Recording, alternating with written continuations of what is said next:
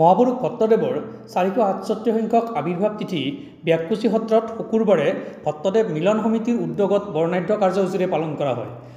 কাৰ্যসূচীৰ আৰম্ভণিতে সত্ৰৰ 16টা চুবুৰীৰ পৰা সত্ৰ নামঘৰলৈ নাম প্ৰসংগ কৰি শৰাই লৈ আহে আৰু সত্ৰ নামঘৰৰ সত্ৰীয় ৰীতি নীতিৰে উক্ত শৰাই নামঘৰৰ পবিত্ৰ গুৰু আসনৰ ওচৰত ৰখা হয়। সত্ৰৰ মূল আৰাধ্য বাসুদেৱ বিগ্ৰহ মূৰ্তিটো নৱনিৰ্মিত মণিকূট বেদীত স্থাপন কৰা হয়। উক্ত বাসুদেৱ বিগ্ৰহ মূৰ্তি প্ৰতিষ্ঠা কৰে গুৰু দামোদৰ দেৱৰ প্ৰতিষ্ঠা কৰা আদি সত্ৰ পাটবকী সত্ৰৰ সত্ৰাধিকাৰ ভাস্কৰজ্যোতি গোস্বামীয়ে। ভট্টদেৱৰ গুণানুকীৰ্তনেৰে সত্ৰৰ ভকতবৃন্দই নাম প্ৰসংগৰে আধ্যাত্মিকতাত বুৰ যায়।